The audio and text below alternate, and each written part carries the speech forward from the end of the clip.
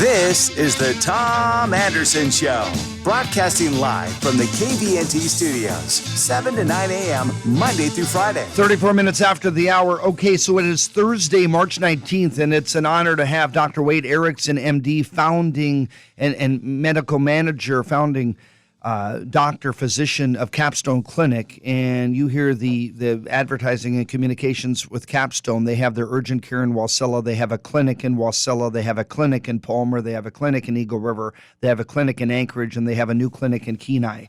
They're expanding. They're modern. And Dr. Erickson, thanks for joining us. The big deal now is this COVID-19 mobile unit, and that's my label, not yours. But can you tell us about that? And we will make sure we save this audio and we can send it to Capstone to put on your Facebook, and we'll share it on my show as well. Sure, Tom. Yeah, thanks for having me on.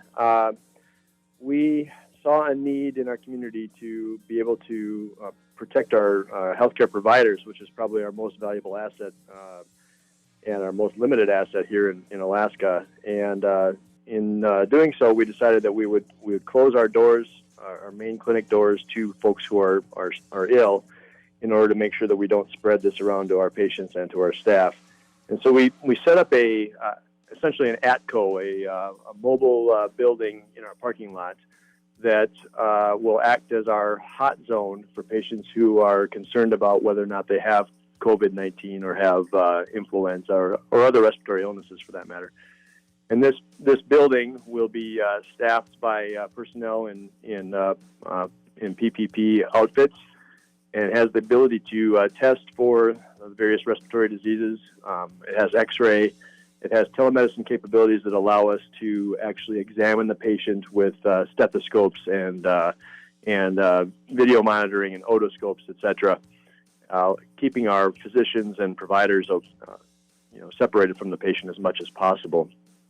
And what this does is will protect both and the staff and the physicians during this time when this virus is still a little bit of an unknown in our community. We do have a number of test kits that we're going to use very judiciously. There's a nationwide shortage. And so this currently won't be used to screen asymptomatic patients.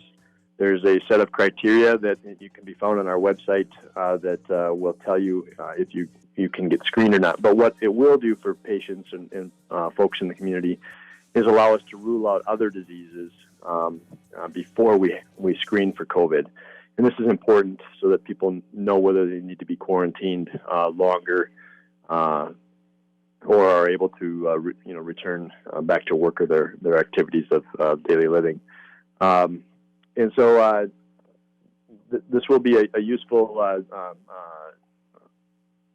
structure for eliminating the need to go to the emergency room, we're hoping, because we're anticipating the emergency room will be overwhelmed quite quickly as it is, and we're hoping that this will be an asset for our community and from that perspective. We're talking with Dr. Wade Erickson, medical doctor, MD, founder of Capstone Clinic. And so with the structure outside of the Wasilla Clinic, you have 5 clinics in the state right now, and I know you're growing exponentially each year. But that said, I'm assuming certainly Palmer and Wasilla would come to that one, maybe Eagle River as well. Those would be the 3 clinics in proximity that would use the Wasilla ATCO, that mobile unit. That would be my suggestion, yes. This would be the closest mobile testing area for those patients and those communities. Anchorage does have a COVID testing area, which does not provide for diagnostic capabilities necessarily, but only COVID swabbing at this point, as far as I'm aware. And so we may consider doing something similar in Anchorage and in Kenai, depending on the need, in order to, again, further protect our healthcare providers from being exposed to this virus and being kept in quarantine after that for weeks at a time. Let me give some rapid fire questions where you can explain what would happen. First would be, let's say me, Tom Anderson. I'm a patient of yours. I'm a patient of Capstone. In reality, I have Primera Blue Cross, the full coverage for me and my son, who you've seen. And so I have a cough. I don't feel well. but it's not the symptoms necessarily of coronavirus. So I go, what would happen? I drive there, I get in line. If there's a long line, I assume you divert people, but let's say there's 2 cars in front of me, so I wait in line. There's a phone number. I'm looking at your capstoneclinic.com homepage right now, and I dial the number. I confirm with the people that come out to greet, and they're, of course, covered so they can't get ill. Your practitioners, are you a patient? Yep, here's my insurance. However that's transferred, based on my symptoms, oh, I got a cough, I don't feel good, my shoulder hurts, you would say, well, come on, you don't have coronavirus, and then you would diagnose and send the person on their way with whatever diagnosis and prescription or so. But let's say it looked like I did have the symptoms of that. Then what would be the stage of a Capstone Clinic patient? Yeah, so regardless of whether you're a Capstone Clinic patient or not, if you come to the facility, you'll become a Capstone Clinic patient. If we feel that you need to be tested for COVID, depending on your degree of illness, we will determine whether we can send the test to the state, which has approximately a 3-day turnaround time at this point, or if it needs to go to a commercial lab. At this point, the turnaround time, what we were told last night, is approximately 10 days. Once you have that test done, you're given an email that you can give to your employer or whoever you need to let them know that you'll be out until that test comes back negative. Okay. If the test comes back positive, of course, you'll be alerted. And at that point, you'll be put in quarantine for a significantly longer period of time.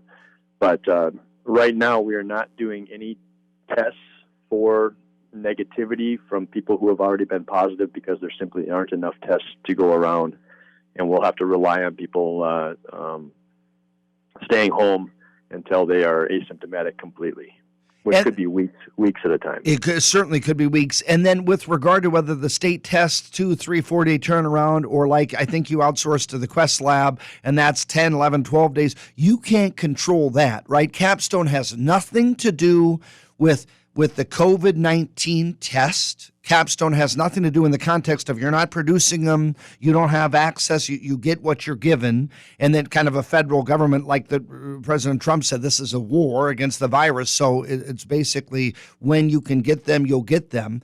And then I'm assuming, this is a question, I'm assuming also like with lab time, you can't control whether it's state or Quest and how long. I mean, it's kind of in their hands, correct? Yeah, that's correct, and that is the biggest issue right now. As most people are aware, the testing is behind in our country as far as the number of tests that can be done on any given day. We're hoping day by day that the new test kits, the point-of-care test kits, will be coming out and approved by the FDA. When that happens, that will greatly increase our ability to screen, and that will change everything that we do from our protocols perspective. So I would encourage folks to watch our Facebook or watch our website daily, because we will be updating that on our homepage on a daily basis, what our capabilities are and what the expectations will be. And that's capstoneclinic.com, and of course Capstone Clinic on Facebook. Last question, and we'll get you back again in the future. I know you're swamped and you have everybody hustling to help with patients. So when it comes to, and it maybe sounds like I'm making a joke, but I'm not. Let's say I want to go in there and I want to get a mole removed, or I know you're a colonoscopic, the term, you're certified in that. So let's say someone says, hey, it's time to get, blood testing or colonoscopy or something selective. I assume those are being held off right now, or does it depend on the circumstance? Yeah, it does depend on the circumstance a little bit. We are asking people to put off routine testing and routine refill visits and those sorts of things, just to allow people to self-quarantine, self-distance a little bit easier, reduce the exposure both to our staff and to the patients. But if there are items that are out of control, or illnesses that are out of control, or there are urgent medical needs or semi-urgent medical needs, we have a safe, clean environment, we believe, that folks can get treated. We are trying to do most of our scheduling and triaging through the phone so that we can determine if it's appropriate for somebody to come in or not, and determine staffing levels and whatnot.